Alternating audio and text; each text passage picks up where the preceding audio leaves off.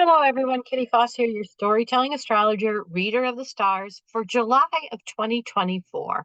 Just before I came on, I really set the intention about reaching people, the health, the success, about the energy that is available for us this month. And that is a theme of this month. It is time to change the rules. Things are completely speeding up in this last half of the year, faster than they've been going. And with this great shift comes great awareness, great fear, because change brings fear, and great courage to tap into as we take a look at that. And that will be a continuing theme throughout this whole month. As we have our second Cancer full moon, a blue moon, which is highly unusual, much more powerful than the Cancer full moon of last month because of our retrograding energy that's up there and along with some other alignments of some asteroids that are out there. And we start the month off like we started last month, where we had a lot of energy that we could activate, that we could step into. We have a moon in Taurus that starts the month that is about stability, it is about our abundance, it is about what we value, ruled by Venus, who at the moment is in Cancer. So it's really about nurturing that rabbit energy, nurturing what steps forward for us this month, and how are we going to experience it. All of our personal planets move a lot this month, which is not completely unusual, but the fact that they all change signs this month brings an extra dimension to the month. And July promises that we'll be changing the rules as we step forward. Soft landings, though, and that will depend on what you tune into. We've been talking about that, just like the middle of last month brought about quite a shift.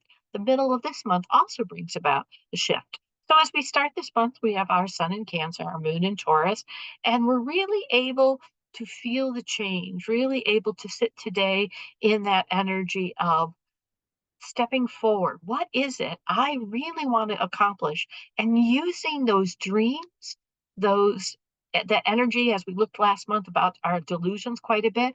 What are our true dreams, our true purpose, our North Star, which on your astrological chart is really your IC. It is the North Point is what you are least aware of. So this is why quiet and stepping into yourself has become so important, because as this plane takes off, as we've talked about this year, and next year kind of gets settled into the flight, it has a big landing that comes from 2026 on about new ways of being.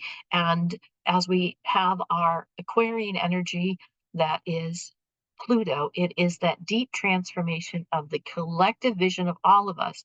And as we've been talking about, as I look at that collective vision energy, I'm also looking at my energy, my place, my space in that. And so the version of me I bring to that collective is the version of the collective I tap into. So let's talk about, we start right away on July 2nd with Neptune going retrograde. Neptune is going to be very busy in the first couple of weeks of July. Retrograde means it's internal. It is the energy of it slows down and we keep going at the same speed. And so in some ways it is like we walk by, and if you've ever walked faster than somebody and you turn back over your shoulder, it looks like they're actually going backwards. And that is actually what retrograde is like. And with Neptune going retrograde at 6:50 a.m. July 2nd, we have the energy getting ready for our placement of internally, what is spirit asking us to do?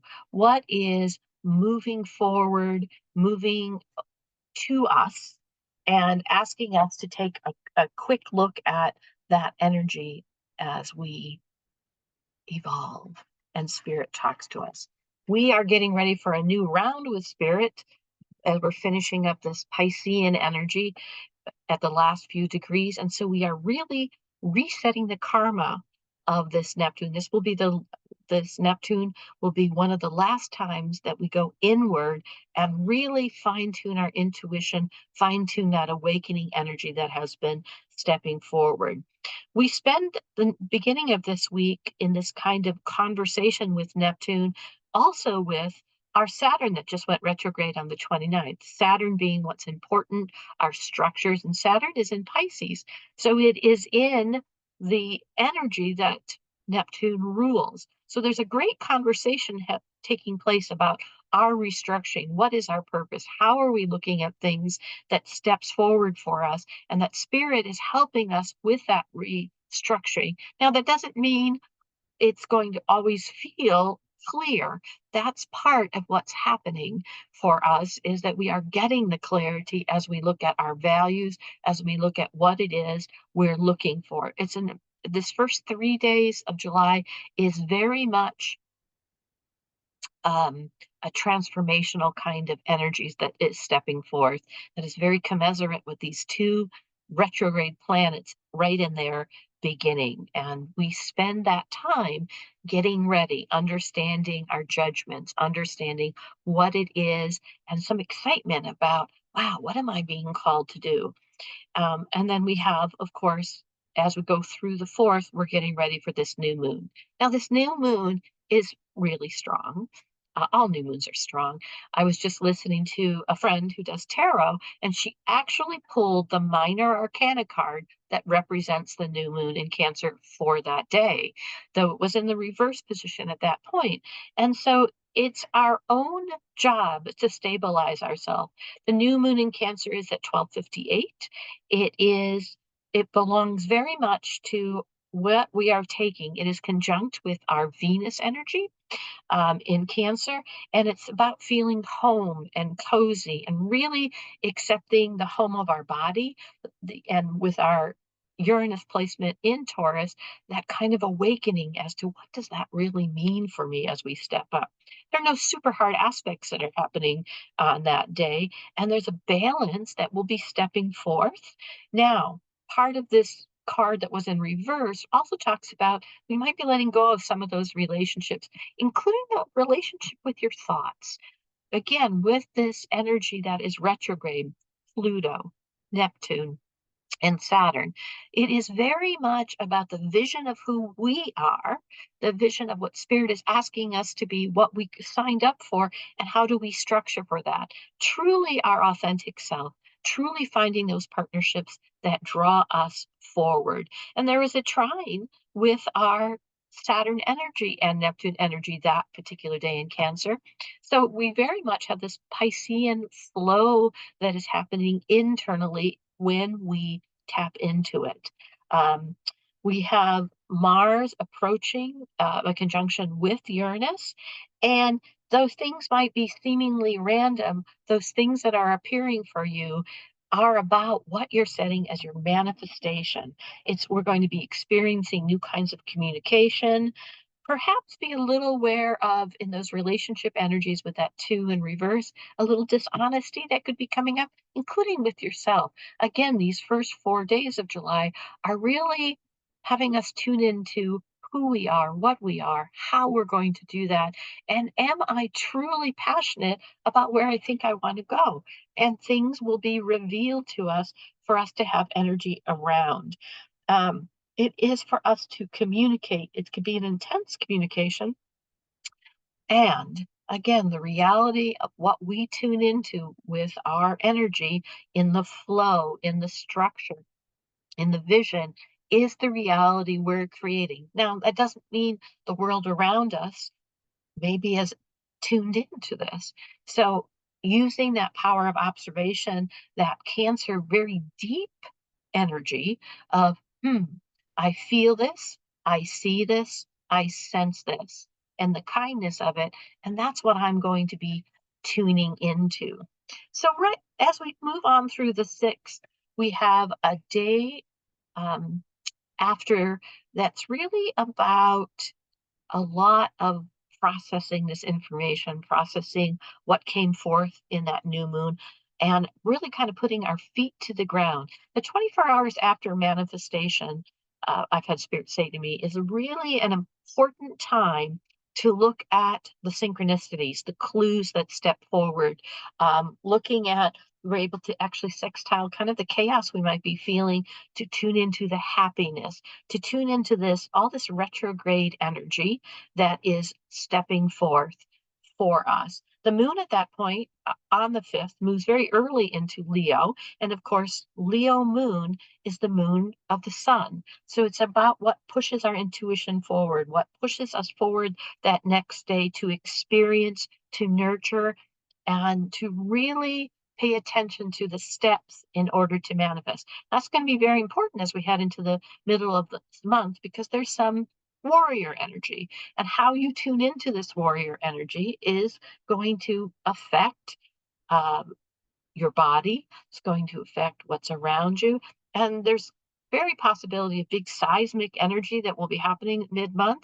We've already had Beryl, the hurricane, make the earliest landfall. I know here in the Northeast, I've lost power more in a month than I've lost across 3 years. There's a lot of storms. It's an interesting growing season for that, especially if you're a seed planter. And so, really, how that sixth unwinds for you helps you march through into the middle of this energy. On the 11th, we have Venus moving into its placement of, oh, I'm going to double check that. I think it's Mercury. I think I wrote the wrong note. You're going to get to watch that perfection isn't always. Um,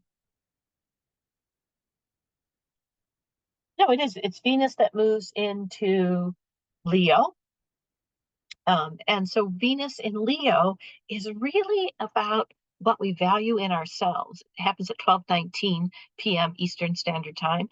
And that 11th, that's a really helpful thing to stepping into this mid-month energy, this seismic energy, as as I've heard Pam Gregory call it. It is very much about who we are, what we value, and how we find balance, even in things that are rather disruptive for us. So I'm really very excited that on that day, there's a whole lot of trine energy that happens, including Venus trining Neptune that day. And so, very much it's about what spirit is asking us to value, what spirit is asking us to find abundance in, and value. And because it's this Leo energy, it's about who we are. So, very, very interesting energy that is stepping forth for us. So, and then as we move on through the month, we have the energy as we get to mid-month about the 14th, 15th, and 16th. We have Mars and Uranus in a constant conversation. Mars being that energy to start, that cardinal energy that wakes things up, Uranus being chaotic, but also the great awakener, both in Taurus, both about stabilizing the unstable. So it's an oxymoron all by itself. It's a re-energization that happens. We have our Jupiter energy that is in experience and talking to us, also working with Eris. If you don't know who Eris is, that's a great listen to Pam Gregory. She knows all about the asteroids, but it's about freedom. It's about us using all of our voices. Meanwhile, physically, because of Taurus, we're looking at our earth, our body. Where is the truth and the justice that starts to step forward on the 19th? And it's using all of the voices. Then on the 20th, we have Mars moving to Gemini. I'm always drawn to Mars in Gemini because we had a period about 2 years ago where it spent 7 months in Gemini because of retrogrades. And retrogrades in Mars do not happen every year.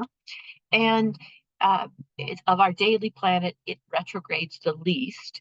And so Mars in Gemini is all about how do I hold the experiences of both energies? How do I experience my will? How do I align it and hold the polarity, the very Aquarian energy of the collectiveness, even in their uniqueness? We're all in this together. There is no separateness. So, in the middle of this month, that's one of the ways to navigate some of the upheaval is where am I believing in my separateness rather than my oneness? And so, very much having paid attention to our values and really looking at from the heart, because that is Taurus energy, where do I evolve, move forward? It is a deep change. It is a great time because of this Gemini placement for creative projects to move forward. And then we move into this full moon on the 21st at 29 degrees of Capricorn for the second time. So it is an astrological blue moon. We have it working with, there are so many aspects that day. I'm going to look down at my notes because it is phenomenal. The planets in their conversations that are happening on that second full moon. Um, it is very much about us restructuring, letting go of those structures that not only haven't served us, but actually impede us from moving on to where we wish to move on. And so, very much, it's about our emotional security, our freedom, and our restructuring so that we understand our sovereignty in being a one, being in the collectiveness. We have so many conversations happening that day. We have a sextile with our energy with this moon in our retrograde Neptune. We have a trine with Mars. We have a conjunction with Pluto.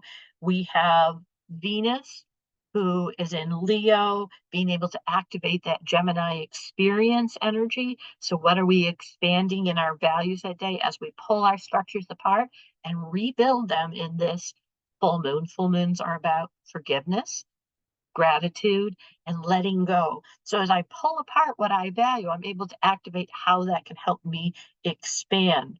I also have my Mercury squaring, so that's a place of discernment, the Taurus placement of Uranus. So what is Mercury wanting us to experience in the Great Awakening versus the chaos? Chaos to Clarity, a book I've just read, amazing book. We have the Sun trine that retrograde Neptune, which really is about spirit helping us move forward and pulling apart the structure and shoring the structure up in the way that works for us. And we also have our ability to align Mars, which has moved into Gemini on the 20th, to experience our will working with the greater vision, that Pluto Aquarius energy that is internal, the greater vision of how I hold my place and my space for this collective. We are in an amazing time of change, and we have cycles of change with our ability to have mass media. That is an important piece in the amplification of all of this training. It is a powerful time. There will be a lot of information, a lot of even shaking up of social media this month throughout this middle part into this new moon, because we are really looking at what is the message we wish to bring, what are we participating, who are we participating with this in. By the way, that full moon is at 7 or 6:17 a.m. Eastern Standard Time. And it really is going to be about our inner authorities and our spiritual authorities, and that they aren't separate. They are together when we are attuned with that.